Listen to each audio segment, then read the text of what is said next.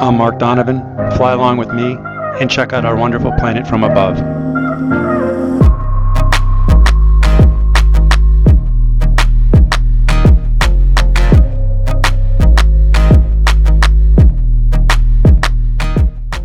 Hi, Mark Donovan here from Falcon Imagery. I wanted to go over the topic of whether or not you can fly a drone under a Class B or Class C shelf. And the answer is not so straightforward, particularly as it relates to Class C airspace that may be in the vicinity or underneath the shelf. So hopefully in this video I can provide some clarity on this topic and you have a better understanding of whether or not you need to get ATC authorization prior to flying a drone under a Class B or Class C shelf. So let's go over the rule from the Code of Federal Regulations 107.41, Operation Certain Airspace. Quote, no person may operate a small unmanned aircraft in Class B, Class C, or Class D airspace or within the lateral boundaries of the surface area of Class E airspace designated for an airport unless that person has prior authorization from air traffic control. End of quote. This rule provided a lot of confusion to a lot of drone pilots. Particularly as it relates to Class C airspace and whether or not they need to get authorization from air traffic control to fly in Class C airspace, particularly as it relates to airport Class C extensions. So for example, under a Class C or Class B shelf where there may be Class C extensions all the way to the ground, was authorization required? The result of this confusion led to the FAA putting out a memorandum to provide some clarity on that. So let's take a look at that memorandum and see if we can kind of work through what the effective results were of that memorandum. So as you can see, this memorandum came out January 10th, 2018, and it's referred to as the Scott Gardner memo. And I'm not showing the entire memo. The beginning part of the memo gives some history or the context of why this memo needed to be generated. It also described the 8 classifications of e-airspace. But what's the most relevant is the conclusions of this memorandum. And they're highlighted below in red. Number 1, therefore, effective immediately, we only need to provide authorization for Class E airspace if the airport itself is a Class E airport. And then number 2 in red, authorization is not needed for Class C extensions to Class D and C airspace. And so what really these two red edicts or rule clarifications meant was that only in the case of a Class E airport is any type of ATC authorization required for a drone pilot to operate the drone in that space. Whereas a Class D or Class C airport, particularly Class C airport that might have a shelf underneath it with some Class C extensions that go to the surface, you do not require a ATC authorization to operate the drone in those extensions underneath the Class C shelves.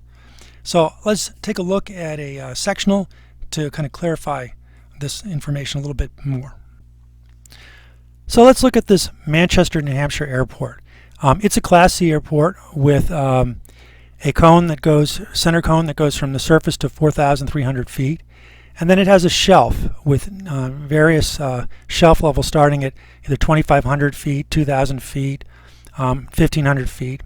And in addition, we have underneath a portion of the Manchester shelf a Class D airport, Nashua Airport, down here to the southwest. So the question comes up whether or not you can fly a drone under Part 107 underneath this Class C shelf. And the answer is, for the most part, yes, with the exception of, in this case, this particular example, the Class D that rises from the surface up through to the shelf height of 2,500 feet under the Manchester Class C shelf. But all these other regions out here, including these Class C surface to the extensions, here you can see it, as well as here, you can fly your drone without requiring an ATC authorization. Up here at the Concord Airport, though, it's a little different. This is a Class E airport, as you can see by this dashed magenta line, and it does have an extension out here. And this is basically Class E all the way to the ground. and it's associated with an airport. And as a result, authorization would be required, ATC authorization would be required to fly a drone anywhere within this Class E to the surface airspace. Not here for the extensions under Class C, but here for this airport, which is a designated Class E airport. So this is a map what comes out of AirMap, and you can see here's the Manchester Airport, here's the Concord Airport, and here's the Nashua Airport. And as you can see here, these circular regions here, Manchester, nice circular region, even though we had some Class E extensions underneath the shelf. You can see that again, the area where there could be a concern to fly and where you need authorization is circular. Whereas the Class E airport, which is Class E to the ground, you do see an extension on it, but you also see it encompassing the entire airport. And thus, this is why there's grid patterns here to show you that you do need authorization to fly a drone in and around the Concord Airport facility. And down here you see the Nashua Airport Class D, again needing authorization to fly your drone in that airspace as well. So the big key point here is that the extensions that were associated with Manchester aren't somehow protruding out here around the airport.